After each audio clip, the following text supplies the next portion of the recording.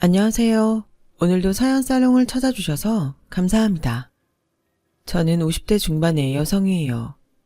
일찍 부모님이 돌아가셔서 할머니와 살다가 고등학교 1학년 때 할머니도 돌아가셔서 혼자가 됐어요.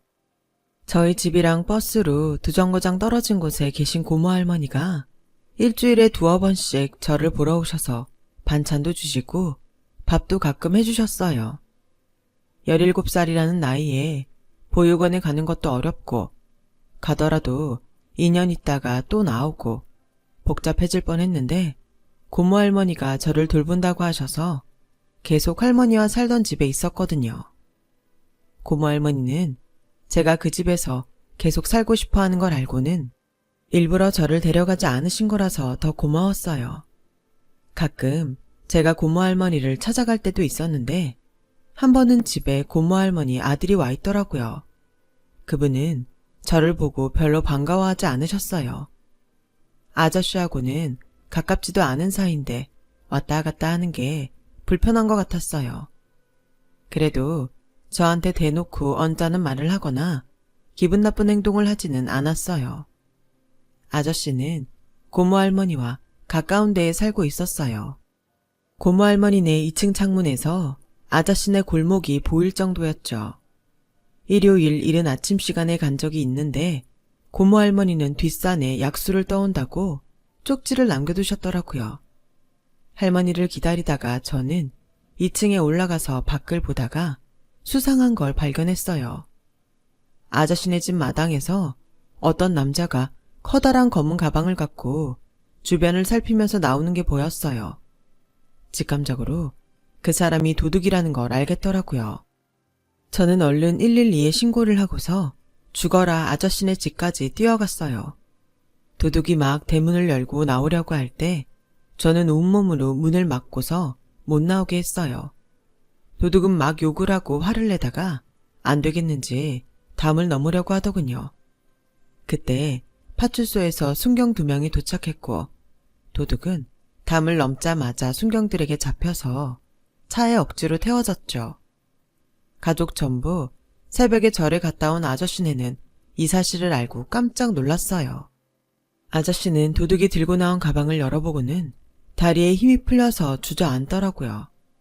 거기에는 아저씨네가 이민 가서 쓰려고 바꾼 달러 뭉치와 비싼 폐물들하고 고급 식기와 장식품이 들어있었어요. 정말 고맙다 성현아. 이거 없었으면 우리 다 이민 가서 당장 직구할 돈도 없을 뻔했어. 네가 우리 가족을 살렸다. 아니에요. 제가 고모 할머니한테 신세 지는 거에 비하면 아무것도 아닌데요. 제가 도둑놈을 봐서 천만다행이었죠. 라고 하자 아저씨네 가족들도 저한테 몇 번이고 고맙다고 인사를 했어요. 고모 할머니도 저를 안아주시며 우리 성현이가 아주 복덩이야. 성현이 안 왔으면 어쩔 뻔했어. 니들 미국 가서도 성현이 잊어버리면 안 된다. 아저씨는 이민 가기 전에 저한테 2달 정도 쓸 생활비를 주셨어요. 이민 가면 돈 쓸 일도 많고 무슨 일이 있을지도 모르는데 아무리 제가 도둑을 잡았다고 해도 그렇게 챙겨주는 게 쉽지 않았을 거예요. 저는 고모 할머니와 공항에 나가서도 감사하다는 말을 했어요. 성현아, 열심히 살다 보면 좋은 날 꼭 온다. 뭐든 부지런히 열심히 해. 우리 어머니도 잘 부탁한다. 아저씨는 저한테 그 말을 남기고 가족들과 함께 비행기를 탔어요. 고모 할머니도 이제 저밖에 없었고 정말 단 둘만 남게 된 거죠. 저는 결심을 하고 고모 할머니네로 들어갔어요. 고모 할머니 밑에서 고등학교 3학년과 대학교 2학년까지 보냈어요. 나이가 많아도 건강한 편이셨는데 결국 몸이 약해지시더니 폐렴으로 돌아가셨어요. 아저씨 가족들은 그곳 생활 때문에 바로 올 수 없어서 제가 장례식장도 알아보고 상주 노릇도 하면서 고모 할머니 빈소를 지켰어요. 이틀이 지나서야 겨우 온 아저씨는 제 손을 붙잡고 눈물을 흘리셨어요. 우리가 성현이 덕을 정말 많이 보는구나. 정말 이 은혜는 잊지 않으마. 무슨 그런 말씀을 하세요. 할머니, 제 친할머니나 마찬가지셨어요. 장례식 후에 저는 아저씨한테 깜짝 놀랄 소식을 들었어요. 고모 할머니가 저한테도 재산을 좀 남기셨다는 거예요. 아저씨, 저는 이거 죄송해서 못 받아요. 제가 할머니 집에서 지내면서 받은 게 얼마나 많은데요. 네가 이러면 우리도 나중에 죽어서 어머니 얼굴 똑바로 못 봐. 그리고 네가 몰라서 그렇지 살다 보면 돈이 아쉬울 때가 얼마나 많은지 아니? 어머니가 아마 그런 것까지 생각하실 거야. 어른 성의 무시하면 못 써. 그냥 받아둬. 제가 이걸 어떻게 다 갚으면서 살아요. 네가 착하게 열심히 살면 그게 갚는 거야. 그리고 갚긴 뭘 갚아. 우리도 너한테 받은 거 많아. 라면서 펑펑 우는 제 등을 도닥여 주셨어요. 주변에서 저 같은 처지 애들한테 냉정한 친척들 때문에 힘들게 사는 경우도 많이 봤는데 저는 정말 운이 좋은 것 같았어요. 그때 저는 남들한테 못되게 하지 말고 누구든 도울 수 있으면 돕자고 그렇게 다짐하게 됐어요. 대학 졸업 후 저는 취직하지 않고 한창 유행하던 카페를 열었어요.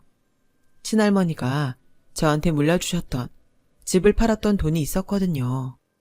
저는 직장생활보다는 제 일을 하는 게 더 맞는 것 같았어요. 카페는 대학가에 있어서 젊은 사람들로 항상 붐볐어요. 그 카페를 할 때 남편도 만났고요. 남편은 다니던 직장을 그만두고 카페를 하고 싶어서 여러 번 오가면서 저한테 이것저것 많이 물어봤어요.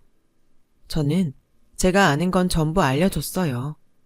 저희 카페에서 커피 다음으로 어떤 게 잘 나가는지도 알려주고요.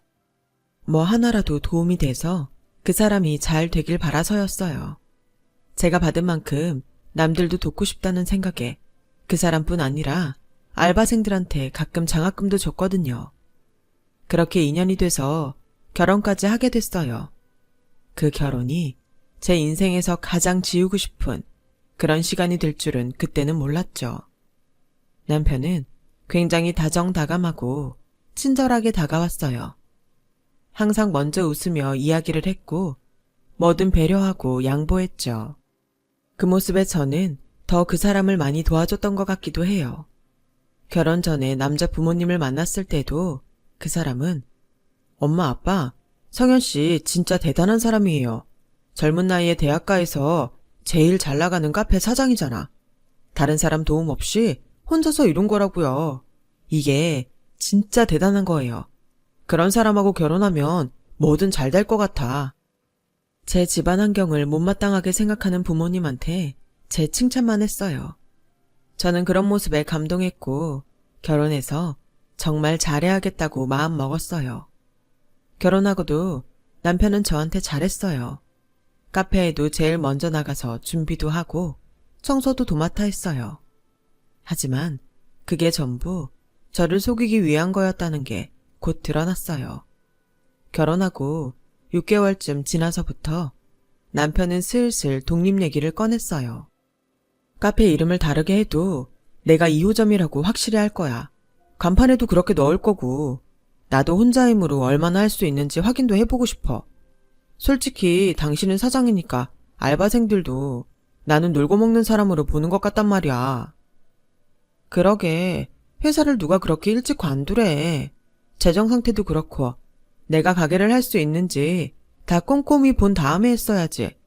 당신은 다 좋은데 그런 거 좀 덤벙대는 것 같아. 난 이만하면 됐다고 판단했어. 그동안 카페에서 실무 경험도 많이 쌓았잖아. 한번 해보고서 정 힘들면 그때 다시 생각해보면 안 될까? 라며 매일 어린애처럼 조르는데 결국 저도 그러자고밖에 할 수 없었어요. 남편은 엄청 좋아하면서 다음날 카페 자리부터 계약을 하고 오더군요. 그러더니 인테리어 주방 기구며 바로바로 다 들여오더라고요. 그동안 머릿속으로 다 구상을 하고 있었던 거죠. 남편은 약속대로 카페 간판에 저희 카페 2호점이라는 문구를 넣었어요. 그렇게 오픈을 하고 한 석 달 정도는 제가 양쪽 카페를 왔다 갔다 했어요. 남편 카페가 잘 돼야 한다는 생각에 신경이 쓰여서 가만히 있을 수가 없었거든요. 남편과 제가 열심히 노력한 덕분인지 카페는 예상보다 빨리 자리를 잡았어요. 1년 가까이 됐을 때에는 수익도 굉장히 좋아졌고요. 이제 당신이 더 이상 신경 안 써도 되겠다. 이제 당신 카페에만 집중해. 나도 돈 잘 버는 카페 사장이라고. 그러게, 이렇게 빨리 잘 될 줄은 진짜 몰랐어. 요새 워낙 이런 요거트 종류 파는 카페들이 인기라서 그런 것도 있으니까 앞으로도 흐름을 잘 파악해야 돼. 라며 충고를 했지만 남편은 신이 나서 제 말을 제대로 듣지는 않는 것 같았어요. 그 뒤로 남편은 점점 변해가더군요.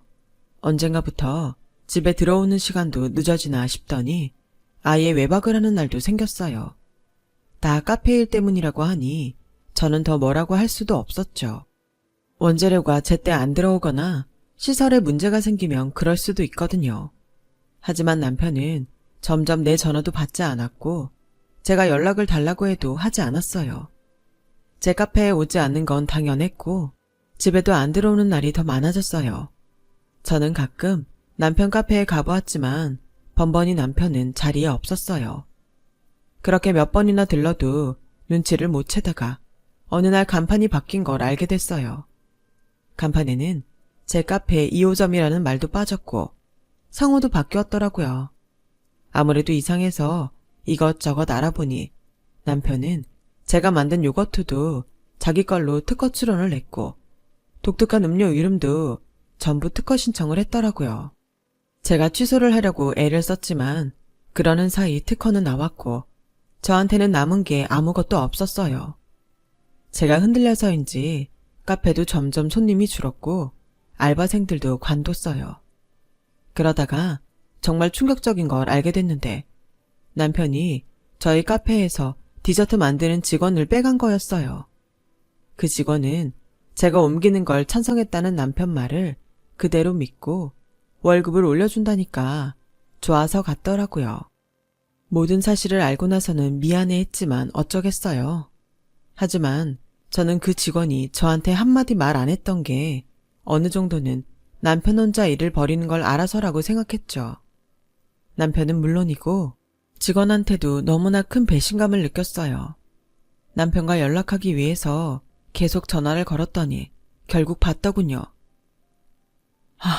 진짜 귀찮게 왜 이래? 뭐야? 무슨 전쟁이라도 났어? 당신 지금 어디야? 꼭 만나야겠으니까 얼른 어디 있는지 말해. 안 그러면 나도 가만 안 있을 거야. 라고 으름장을 놓자 남편은 그제야 자기가 있는 곳을 알려줬어요. 기가 막히게도 그 사람은 고급 호텔에서 지내고 있더군요. 저는 거기서 남편이 다른 여자와 팔짱을 끼고 나오는 걸 똑똑히 봤어요. 그날은 온몸이 떨리고 진정할 수가 없어서 지켜볼 수밖에 없었어요. 남편은 그 호텔을 나오자마자 다른 곳으로 옮겼어요. 제가 찾아오지 못하게 하려는 거였죠.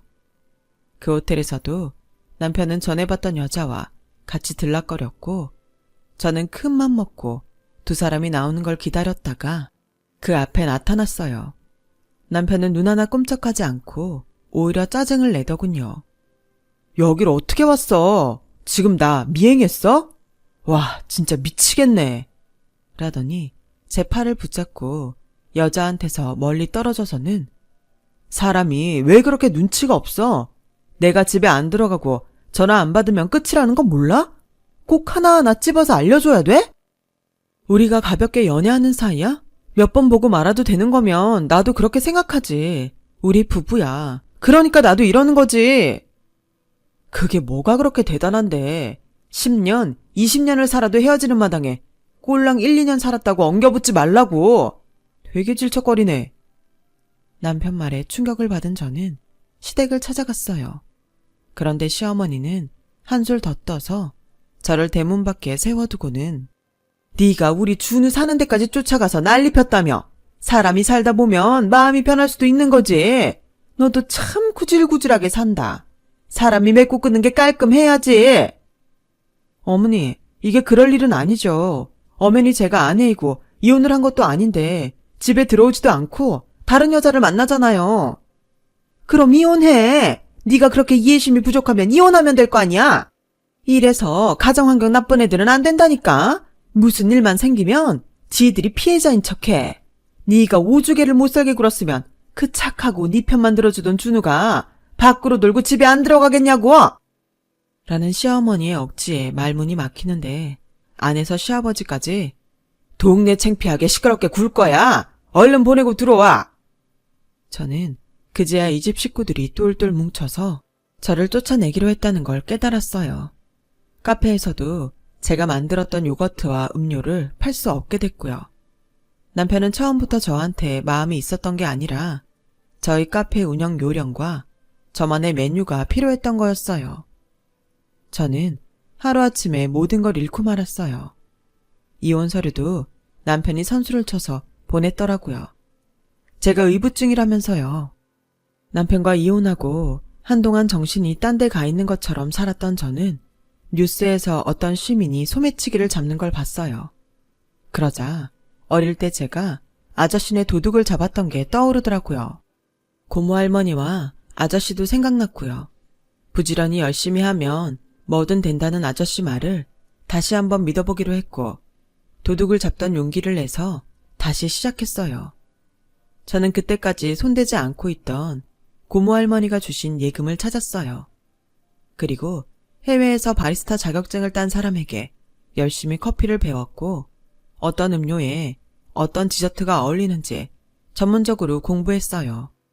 전에는 제가 생각나는 대로 제 마음에 드는 메뉴들을 만들었는데 이제는 철저하게 시장을 분석한 자료를 바탕으로 메뉴판을 구성했어요. 매장도 신도시에 젊은 사람들이 많지만 아직 가게가 많지 않은 곳에 아담한 곳을 골랐어요. 저는 새벽부터 밤늦게까지 카페 일에만 매달려서 지냈어요. 시간이 어떻게 가는지도 모르고 미친 듯이 일만 하면서 살았던 시간이었습니다. 전 남편과 시댁 때문에 억울하고 분할 때에는 더 일에 몰두했어요. 꼭 이 일을 성공해서 보란듯이 잘 살겠다고 그 생각만 하며 힘든 시간들을 버텼어요. 1년쯤 지나자 저희 카페가 입소문이 나면서 블로거들도 많이 찾기 시작하더라고요. 그러면서 카페에 손님이 더 많아졌죠. 사람들이 붐비는 시간대에는 대기표를 나눠줄 정도로 인기가 많았어요. 그러자 외국에서 베이킹을 공부하고 온 사람이 자기와 같이 해볼 생각이 없냐고 제안을 해오더군요. 전에 한번 디저트 만드는 직원한테도 배신을 당한 적이 있어서 신중했어요. 그 사람은 이미 자기가 운영하는 빵집도 있었고 거기도 꽤 잘 되는 중이었어요. 저는 제 사업을 확장하고 싶거든요. 카페에서 간단하게 아침으로 저희 샌드위치나 토스트 같은 걸 내면 좋을 것 같아요. 박성현 씨가 카페를 전체적으로 잘 운영하시고 커피 맛도 좋고 디저트도 센스가 있어서 같이 해보고 싶어요. 저는 그 사람 가게에 대해서도 꼼꼼하게 조사하고 주변 평판도 알아봤어요. 다행히 그 사람은 사업적으로 철저했고 저한테 한 말도 빈말이 아니더라고요. 저는 조심스럽게 그 사람과 일을 시작했죠. 우선 아침에 토스트만 한정적으로 팔기로 했어요. 아침 메뉴는 특히 일찍 출근하는 직장인들한테 굉장히 인기가 많았어요. 저는 샌드위치를 2종류 받아서 조금씩 메뉴를 늘려갔어요. 그러면서 카페 매출도 더 늘었고 덩달아 다른 디저트들도 전보다 더 잘 팔렸어요. 카페가 크게 성공을 하자 2호점을 내달라는 사람들이 가끔 찾아왔지만 저는 그럴 때마다 전 남편 생각이 떠올라서 전부 거절했어요. 그 사람이 저한테 한 짓을 누가 또 할지도 모른다는 불안감이 있었거든요. 그때가 남편과 이혼하고 6년이 다 됐을 때인데도 저는 악몽까지 꾸곤 했어요. 그렇게 지내고 있을 즈음에 아저씨가 저를 찾아오셨어요. 20년 만에 만난 아저씨는 미국에서 변호사로 일하다가 귀국했다고 하셨어요. 아저씨, 그동안 잘 지내신 거죠? 이렇게 다시 뵙다니 꿈이라도 꾸는 것 같아요. 한국에 온다고 생각하니까 너부터 떠오르더라. 그래도 다행히 네가 이사를 많이 안 다녀서 찾기 어렵지는 않더구나. 다름이 아니라 우리 딸이 여기서 결혼을 하게 됐어. 녀석이 한국 오기 전부터 왔다 갔다 하면서 만났다는데 우리도 놀랐지 뭐냐. 그래서 오자마자 결혼식부터 하기로 했는데 성현이 너도 꼭 왔으면 좋겠다. 축하해요, 아저씨.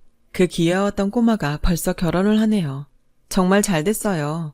저 그날 꼭 참석할게요. 아니, 손님으로 오라는 게 아니야. 우리 가족석에 같이 앉았으면 좋겠어. 어머니도 그걸 바라실 것 같아서 말이야. 미국에서 힘들 때마다 네가 많이 생각났거든. 네가 우리 돈하고 귀중품하고 안 찾아줬으면 어쩔 뻔했냐는 말도 많이 했다. 그게 다 인연인 것 같다고 말이야. 먹고 사느라 바빠서 연락은 잘 못했지만 이제라도 가족처럼 지냈으면 좋겠다. 라는데 감격스럽기도 하고 그동안 보냈던 세월이 생각나서 펑펑 울어버렸어요. 아저씨는 제 전남편과 시댁 얘기를 듣더니 어떻게 그런 사람들이 있냐며 막 화를 내셨어요. 걱정하지 마라. 앞으로는 아저씨랑 우리 집사람이 너 그런 일 안 당하게 해줄게. 라며 토닥여주시고 결혼식 전에 저 입으라고 한복까지 보내주셨어요. 그리고 결혼식 날이 돼서 저는 한복을 입고 강남에 있는 미용실에서 머리와 화장까지 받고 결혼식장에 갔어요. 제가 너무 일찍 도착한 바람에 아저씨네 가족이 자리에 없었어요. 저는 신랑 측 사람을 보다가 어딘가 낯이 익다 싶어서 살폈거든요. 그런데 그 사람이 전에 제 결혼식 때 신랑 측 축가를 불렀던 전 남편 친구였어요. 저는 몸이 떨리기 시작했어요. 화장실에 가서 정신을 가다듬고 나와서 한쪽에 숨어서 신랑 측을 봤죠. 그랬더니 전 남편과 시댁 식구가 신랑 대기실에 있는 거 아니겠어요? 전 남편은 신랑 예복을 입고 가슴에 꽃까지 달았더군요. 시어머니와 시아버지는 미국에서 변호사를 하다가 온 집안이랑 사돈 맺는다며 입이 찢어져서 신이 나 있었어요. 저는 머리가 다 어지럽고 토가 나올 것 같았어요. 그리고 그때 막 도착한 아저씨를 붙잡고 조용한 데로 가서 모든 걸 말했죠. 진짜냐? 저 사람이 너랑 결혼했던 그 남자야? 너 이용해 먹고 의부증으로 위자료 한 푼 안 주고 이혼한 그 남자? 우리한테는 요식업 하느라 연애 한번 못 해봤다고 했는데 어떻게 이런 일이 있냐? 라며 바들바들 떠시더라고요. 그러더니 잘 알겠다며 이제부터 우리가 처리하겠다고 하시더군요. 결혼식 시간은 점점 다가오고 하객들도 거의 다 왔을 때였어요. 전 남편은 신부 가족들이 신부 대기실에 못 들어오게 하자 혼자 식장 앞에서 어쩔 줄 모르더군요. 그러다가 신부를 빼고 아저씨와 아주머니만 나왔고 그에 맞춰 웬 건장한 남자 두 사람이 식장에 왔어요. 박준우 씨 맞으시죠? 당신을 사기 혐의로 긴급 체포하겠습니다. 묵비권을 행사할 수 있고 변호사를 선임할 수 있습니다. 저희랑 같이 서로 가시죠. 아니, 제가 무슨 사기를 쳐요. 이게 무슨 일이에요? 장모님, 장인어른, 저 억울합니다. 저 아무 짓도 안 했어요. 라며 버티는 전 남편 앞에 제가 나타났어요. 전 남편과 시댁 식구들은 귀신이라도 본 것처럼 넋이 나갔더라고요. 아무 짓도 안 해? 이혼하고 다른 여자하고도 사귀는 거 다 속였고 요식업체 사장이라는 것도 다 거짓말이잖아. 당신 카페도 그때 2년 더 장사하고 접었다던데 여자들 꼬셔서 돈 뜯어내고 골프나 치러 다니는 거 내가 모를 줄 알았어? 라고 하자 시어머니가 제 머리채를 잡으며 이 나쁜 년이 어디서 거짓말이야. 2년이 내 아들 지 뜻대로 안 되니까 지금 억지 부리는 거예요. 잡아가려면 2년 잡아가요. 할머니도 콩밥 좀 먹게 해줄까요? 어디서 2년 전년이에요. 내가 전처럼 순순하게 당할 줄 알아요? 우리 아저씨네 식구들 나한테 가족이나 다름없는 사람들인데 그 사람들한테 사기를 치려고 해? 나 가만 안 있어. 전에 나한테 했던 짓까지 모조리 다 고소할 테니까 그렇게 알라고. 라며 시어머니를 뿌리치자 그제야 남편은 저와 아저씨네가 보통 사이가 아니란 걸 눈치채고 그 자리에서 무릎을 꿇었어요. 내가 잘못했어. 장인어른 잘못했습니다. 저 이렇게 잡혀가면 끝나요. 한 번만 봐주세요. 여보, 나 한 번만 봐주면 안 될까? 내가 정말 잘못했어. 라는데 경찰들은 남편을 보고 기가 막히다는 표정을 지으며 일으켜 세웠어요. 전 남편이 경찰한테 끌려가자 그제야 시어머니는 아저씨한테 싹싹 빌면서 사돈어른, 우리 아들이 모자란 게 있겠지만 젊을 때 실수 한두 번 할 수 있는 거 아니겠어요? 한 번만 용서해 주세요. 무슨 용서를 해요? 우리 딸 신세 망치려고 한 놈인데. 그리고 우리 성현이 혼자라고 그렇게 무시하고 말도 안 되는 소리 해가면서 위자료도 안 주고 이혼했잖아요. 기다리고 계세요. 우리가 전부 갚아줄 겁니다. 그렇게 뿌리치자 전 시어머니 시아버지는 그 앞에서 무릎을 꿇고 계속 살려달라고 했고 다른 사람들은 그 모습을 구경했어요. 그 후 전 남편은 제 증언으로 결혼 사기죄가 입증이 돼서 실형을 선고받게 됐어요. 아저씨 딸은 한동안 충격을 받아 힘들어했지만 다시 좋은 사람을 만나서 몇 년 후 결혼을 했죠. 그때도 저는 가족으로 참석했어요. 그 후로 전 남편과 시댁은 어떻게 지냈는지 알 길이 없었어요. 그러다가 얼마 전에 시골 노인들한테 사기를 치다가 잡혔다는 소식을 들었네요. 사람 참 안 변하는 것 같아요. 저는 아저씨네와 가까운 데로 이사가서 잘 지내고 있어요. 그리고 저에게도 좋은 짝이 생겼답니다. 저희 카페에 샌드위치와 토스트를 납품하던 베이커리 사장과 결혼을 했습니다. 지금은 아들, 딸, 남편과 함께 행복하게 살고 있어요. 자기가 하는 대로 받는다고 살아가는 동안 좋은 일 많이 하고 살면서 자식들도 복 많이 받고 사는 삶이 되었으면 좋겠다는 생각을 하곤 합니다. 제 긴 이야기 들어주신 분들 모두 다 건강하시고 매일 행복하고 좋은 일만 넘치시길 바랄게요. 감사합니다. 여러분, 사연 댓글에 응원과 현명한 조언 부탁드려요. 좋아요와 구독은 저에게 큰 힘이 됩니다. 오늘도 좋은 일 가득하세요.